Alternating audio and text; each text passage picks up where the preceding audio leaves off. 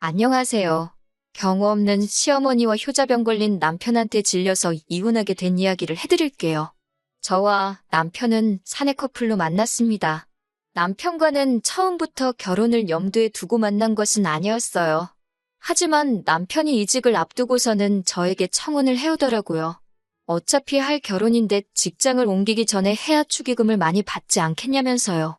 지금 생각해보면 황당한 말이었지만 그때는 꽤 그럴듯하게 들렸습니다. 그렇게 남편과 부부의 연을 맺게 되었네요. 친정에서는 외동딸 시집 간다고 집이라도 해주고 싶다고 하셨지만 남편은 저희 힘으로 열심히 살아보고 싶다며 저희 친정아버지께 마음만 감사히 받겠다고 했습니다. 그렇게 저희는 각자가 모은 돈을 모아 방 2개의 전셋집을 구했고 그곳에서 신혼살림을 시작했습니다. 신혼의 팩이라고 해야 할지 잘 살 수 있을 줄 알았고 행복할 거라 믿었습니다. 그러나 결혼 생활이라는 게 생각만큼 즐겁고 행복하기만 한 건 아니더라고요. 특히 2년 정도의 신혼생활을 즐기고 아기를 가지려던 원래의 계획과는 달리 2달 만에 아기 천사가 저희를 찾아와 주었고 그로 인해 저는 죽는 게 낫겠다 싶을 정도로 힘든 입덧에 시달리게 되었습니다. 얼마나 심했는지 음식은커녕 물을 삼키기도 힘들었고 하루는 길에서 쓰러질 뻔한 걸 가로수를 잡고 간신히 버텨내기도 했습니다. 솔직히 그때는 임신한 사실이 하나도 기쁘지 않고 힘들고 우울해서 죽을 것 같았습니다. 최대한 버틸 수 있을 때까지 버티다가 출산휴가를 쓰려고 했는데 그럴 상황이 못 돼서 결국 퇴사를 해야만 했어요. 그런 와중에 시아버지의 생신이 돌아왔습니다. 시아버지의 생신은 주말이었는데 시어머니께서 월요일 아침에 전화를 걸어오셨어요. 아직까지도 가슴에 맺힌 일이라 요일까지 생생히 기억이 납니다. 시어머니께서는 제 상태가 어떤지도 묻지 않으시고 시아버지께서 며느리 보고 처음 맞는 생신이라 기대가 크시다고 하셨습니다. 며느리 솜씨 좀 보고 싶다고 하시면서 시아버지가 좋아하시는 음식들을 불러주시더라고요. 제가 입덧 때문에 못할 것 같다고 했지만 왜 해보지도 않고 못한다고 그러냐면서 정성이 중요한 거 아니겠냐고 거의 다그치듯 말씀하시더군요. 결국 당일날 힘겹게 준비한 갈비랑 잡채를 들고 시댁으로 향했습니다. 남편은 말로는 미안하다 하면서도 뭐가 그렇게 좋은지 희희낙낙이더군요. 누가 웃는 얼굴에 침 못 뱉는다고 했나요? 정말 뱉고 싶던데요. 아무튼 시댁에 도착하니 집안에선 이미 음식 냄새가 흘러나오고 있었고 다시 속이 안 좋아졌습니다. 게다가 결혼식 때 잠깐 뵀던 시고모님도 와 계셨습니다. 저를 보자마자 얼마나 힘들길래 안색이 이러냐며 뭐하러 왔냐고 그러시더군요. 남편에게 듣기론 시고모님 성격이 보통이 아니라고 했는데 그런 분이 보기에도 제가 엄청 안쓰러웠나 봐요. 시고모님은 시어머니께 딸이었어도 음식 해오라고 했겠냐며 제가 하고 싶었던 말을 대신 해주셨어요. 그 말을 듣는데 저도 모르게 하마터면 울 뻔했어요. 이윽고 식사가 시작되어 제가 준비해간 음식을 꺼냈습니다. 솔직히 맛이 있을 거라는 기대는 없었어요. 간은커녕 냄새 맡는 것도 역했던 상황이라서 정말 오로지 빨리 끝내고 쉬고 싶다는 심정으로 만들었거든요. 그래도 다행히 시고모님께서는 이 정도면 충분하다면서 고생했다고 한마디 해주시더군요. 그런데 시아버지와 시어머니는 생각보다 음식 솜씨가 없다면서 친정어머니가 하나도 안 가르치고 시집을 보낸 거냐고 물으시더군요. 시부모님의 반응에 마음이 많이 상했기도 했고 금방이라도 토할 것 같이 입덧도 심해져 남편에게 집에 가고 싶다고 했습니다. 하지만 남편은 어떻게 시아버지 생신인데 아들 며느리가 자리를 비우냐며 저더러 좀만 참으라고 했습니다. 저는 너무 화가 나서 전화로 택시를 불렀는데 시어머니께서 뭐하는 짓이냐고 화를 내시더군요. 그나마 시고모님께서 시어머니께 임신한 며느리한테 스트레스 좀 작작 주라며 당신이 태워다 주신다며 절 집에다 데려다 주셨어요. 그 이후로 한동안 시어머니와 관계가 좋지 못했습니다. 시어머니는 시고모님과 늘 사이가 좋지 않으셨다는데 그 와중에 시고모님이 제 편을 들어주셨으니 얼마나 기분이 상하셨을지 이해는 됐지만 저도 시어머니에 대해 서운한 마음이 컸기 때문에 어떻게 다가가야 할지 알 수가 없었습니다. 그런 와중에 저는 아들을 출산했습니다. 그리고 아이가 태어나고 얼마 지나지 않아서 시아버지께서 간암으로 돌아가셨습니다. 간암이라는 사실을 알았을 땐 이미 손도 쓰지 못할 만큼 늦어서 그대로 2달이라는 시한부를 판정받으실 만큼 안 좋아져 계셨을 때였어요. 평소에 술, 담배를 좋아하시던 분이었지만 그래도 정정하셨는데 그렇게 갑자기 떠나시다니 암이라는 게 정말 무섭다는 생각이 들었어요.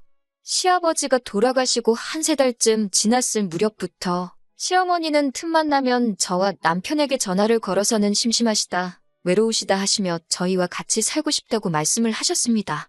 같이 살면서 손주도 당신이 봐주시겠다면서요. 하지만 집에서 전적으로 육아와 살림을 하는 저에게 시어머니의 그런 제안은 딱히 솔깃하지 않았습니다. 저는 남편에게 시어머니가 우리 아들을 봐주실 필요가 없다며 몇 번이고 싫다는 의사를 밝혔지만 효자병에 걸린 남편은 자기 엄마 불쌍하다며 하루에도 몇 번씩 땅이 꺼질 만큼 제 앞에서 한숨을 내쉬곤 했습니다. 그러다 하루는 제가 계단에서 미끄러지는 사고를 당하고 말았습니다. 아들이 잠든 사이를 틈타서 1층에 쓰레기를 버리려고 내려가다 발생한 일이었어요. 넘어진 직후에는 그럭저럭 괜찮은 것 같아서 파스만 붙이고 말았는데 하루하루가 지날수록 허리가 뻐근한 게 움직이기가 어려웠고 그러다 보니 집안일에도 소홀할 수밖에 없었습니다. 그러다 시어머니가 저희 집에 손잡으신다고 오셨는데 집안 꼴이 이게 뭐냐며 살림이며 이것저것 도와주셨어요. 그게 화근이었습니다. 제 허리가 낫는 동안만이라도 같이 지내주신다며 시어머니는 반강제로 당신 짐을 저희 아들 방에다가 밀어 넣으셨습니다. 당시 저는 몸이 너무 힘들었기 때문에 싫으면서도 싫다는 소리를 할 수가 없었어요. 지금 생각해보면 어떻게든 그래도 제가 버티던지 차라리 도우미 이모님이라도 불렀어야 했는데 그땐 제가 직장을 다니지 않고 있었으니 그것도 여의치 않은 상황이었어요. 친정이라도 가까웠다면 좋았겠지만 친정 부모님께서는 제가 결혼하고 나서 귀농을 하신다고 2분 다 지방으로 내려가 계신 상황이었고요. 하지만 시어머니가 저희 집에 짐을 풀은 지 1달 정도 지나갔을 무렵에 손자를 봐주기 위해 오셨다는 시어머니의 말씀은 어디로 가고 시어머니는 손자 때문에 당신이 하루 종일 발이 묶여서 아무데도 못 가신다며 아주 지겨워 죽겠다고 남편에게 불평불만을 늘어놓으셨습니다. 자기가 나이가 몇인데 애나 보고 며느리 살림이나 도와줘야 하냐면서요. 남편은 도대체 자기가 없는 동안 저는 집에서 뭘 하는 거냐며 마치 제가 시어머니를 부려먹기라도 한다는 듯이 말을 했습니다. 어이가 없고 억울해서 그러면 다시 원래 사시던 곳으로 가시면 안 되냐고 했습니다. 그러자 남편이 시어머니가 서운한 소리 좀 했다고 우리가 도와달라 먼저 불렀는데 쫓아내는 경우가 어디 있냐며 저더러 독하다고 그러더군요. 우리가 도와달라고 먼저 불렀다는 게 무슨 말이냐 했더니 남편이 아차 싶은 표정을 짓고 말을 흐리더라고요. 분위기를 보아하니 제가 허리 다친 걸 핑계로 시어머니를 집으로 부른 게 남편이었다는 걸 눈치채게 되었습니다.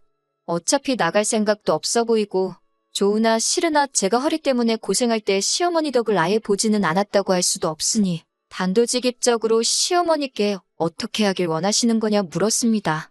적어도 앞으로의 불협화음을 미리 예방하고자 했던 거였어요.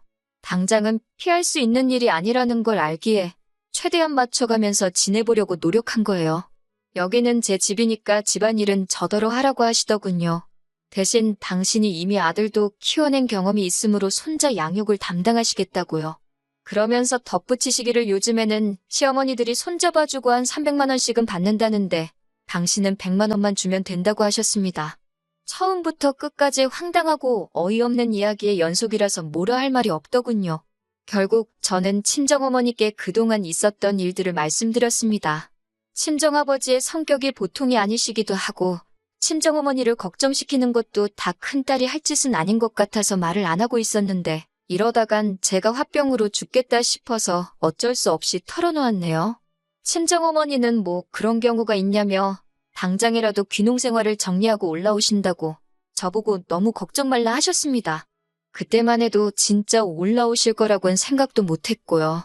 그런데 정말 한 달 정도 지나고 나서 친정부모님이 정말로 저희 집에서 10분 거리로 이사를 오셨습니다. 모든 사실을 알게 되신 친정아버지가 딸이 개고생을 하고 있는데 농사가 뭐가 중요하냐며 다 정리하고 오신 거였죠. 저는 남편에게 친정부모님이 가까이에 이사를 오셨고 손자도 봐주신다고 하니 시어머니는 정말 가셔도 좋을 것 같다고 했습니다. 남편은 생각지도 못했던 이야기에 당황한 듯 했지만 그래도 어떻게 들어와서 사시는 분을 나가라고 하냐며 버티더라고요. 어느 정도 예상은 했지만 생각하는 척도 안 해보는 남편에게 크게 실망했어요. 시어머니나 남편에게는 따로 아무 말도 하지 않고 저 혼자 아들만 데리고 친정으로 향했습니다. 남편은 늘 저희 친정아버지를 무서워했기 때문에 절대로 막무가내로 찾아오지 못할 거란 걸 알고 있었거든요. 그런데 일주일 뒤 시어머니께서 전화를 걸어오셨습니다. 당신이 졌다며 저더러 손자랑 돌아오라고 하시더군요. 당신은 전에 살던 집으로 돌아가신다면서요. 며느리 없이 다 큰 아들 삼시세끼 밥 챙겨 먹이고 하는 게 보통 일이 아니셨나 봅니다. 기왕 이렇게 된 거 남편 정신 좀 똑바로 차리라고 한 3일 정도를 친정에서 더 버티다 집으로 들어갔어요. 여기서 끝이었다면 그래도 아이도 있는데 제가 이혼까지 생각하지는 않았을 거예요. 지난해부터 저는 다시 직장 생활을 시작했습니다. 친한 언니가 창업을 하는데 같이 하게 되었어요. 그래서 출근할 때 아들을 옆에 사는 친정어머니께 부탁드리고 퇴근할 때 데리고 오는 일상이 시작되었습니다. 한 달에 70만 원씩 드렸는데 그나마도 손자 옷이다 신발이다 그런 것들에 쓰셨어요. 죄송하고 감사하고 복잡한 마음이었습니다. 그런 와중에 시어머니께서 친구분들하고 서울에 오신다면서 저희 집에 애를 보러 오시겠다는 거예요. 친정어머니께서 애를 보고 계셔서 그건 힘들겠다고 하니까 그럼 저희 어머니 번호를 달라고 하시더군요. 저는 그때만 해도 저희 어머니랑 통화를 해서 무슨 방법이라도 찾아보시려나 싶어서 일단 연락처를 드렸습니다. 제가 직장에 있었기 때문에 바쁘기도 했고요. 그런데 시어머니께서 저희 친정어머니께 말씀하시기를 자기가 서울 올라오는 날에는 저희 집에 오셔서 손자를 보라고 하셨답니다. 그러면 당신이 친구분들하고 와서 손자 자랑 좀 하신다고요. 시어머니가 손자 보고 싶으신 마음이야 이해를 하겠지만 그렇다고 어떻게 사돈한테 오라가라를 할 수가 있는 건지 도대체 이해가 안 되더군요. 게다가 저희 어머니가 시어머니보다 나이도 3살 많으시거든요. 기분도 나쁘고 화가 나서 남편에게 이게 무슨 경우냐고 따졌습니다. 그러자 남편은 저희 친정어머니가 좀만 이해해 주시면 어려울 일도 아닌데 뭘 그러냐며. 그리고 장모님도 그냥 해주시면 되지. 딸한테 미주알 고주알 뭐하러 이야기를 하신 건지 모르겠다는 거예요. 저는 친정어머니께 그렇게 안 하셔도 된다고 했습니다. 제가 알아서 해결할 테니까 시어머니 전화도 받지 말라고 했어요. 그리고 시어머니가 올라오신다던 당일이 되었습니다. 평소와 다름없이 회사에서 일을 하고 있는데 시어머니에게서 전화가 걸려왔어요. 집에 왔는데 너네 엄마도 없고 내 손자도 없는데 어떻게 된 거냐고 그러셨습니다. 너네 엄마라는 말도 어찌나 귀에 거슬리던지요. 저는 지금 친정어머니께선 댁에 계시고 제 아들도 거기 있다고 대꾸했습니다. 그러자 아니 내가 온다고 했는데 너네 엄마는 왜 그런 것도 기억을 못하냐며 혹시 치매 아니냐고 그러시더군요. 그 말을 듣자 저도 순간 이성을 잃고 말았습니다. 말씀하실 때 생각 안 하고 하실 거냐고 따지듯 물었더니 저더러 농담도 못하냐며 집에 들어가 있을 테니까 니네 엄마한테 전화해서 빨리 손자 데리고 오라고 하랍니다. 남편이 그새 현관 비밀번호도 알려줬더군요. 제가 그럴 일은 없을 거라고 하곤 전화를 끊었습니다. 얼마 지나지 않아 바로 남편에게 전화가 걸려왔어요. 손자 좀 보여달라는데 돈 받고 손잡아 주시면서 너무 유세 부리시는 거 아니냐고 빈정대더라고요. 그제서야 누구한테 뒤통수라도 맞은 듯 정신이 번쩍 들었습니다. 결국 그날 시어머니는 손자를 못 보고 집으로 돌아가셨고 집안은 난리가 났습니다. 당신이 친구분들과 같이 온다고 했는데 저와 저희 어머니 때문에 개망신을 당하셨다면서요. 저는 말 같지도 않은 이야기를 인내심 있게 다 들어줬습니다.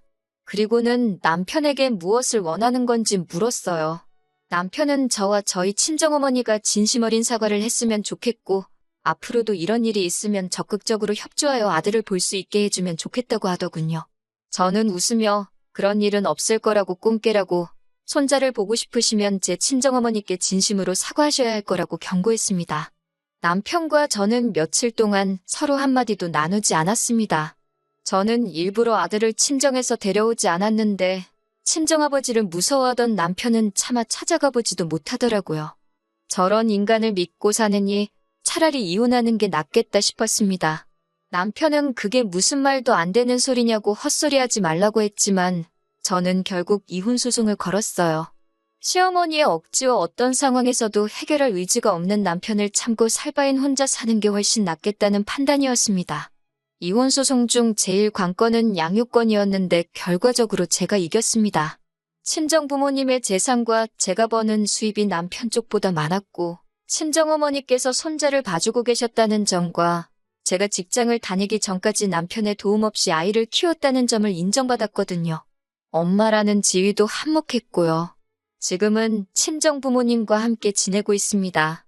한 달에 한 번씩 남편과 시어머니에게 아들을 보여주고 있어요. 만날 때마다 다시 합치면 안 되냐고 얼마자 질척이는지 몰라요. 남편은 돈이 없어서 아들을 뺏긴 게 분하다며 코인을 하다가 그나마 모아둔 얼마도 날렸다며 한탄을 하는데 보고 있자니 한심하기 짝이 없더군요. 시어머니는 돌이켜 생각해보니 그래도 저만한 며느리가 없었다며 자기가 이제 정말 딸같이 잘해줄 테니 마음 고쳐먹고 돌아오라는데 웃음만 납니다. 아들이 어떤 결정을 내릴 수 있는 나이가 될 때까지는 아버지인 남편과 할머니인 시어머니를 만나게 할 생각입니다. 날씨가 많이 습하고 더워졌네요. 그래도 다들 기분 좋은 하루 되시길 바랍니다.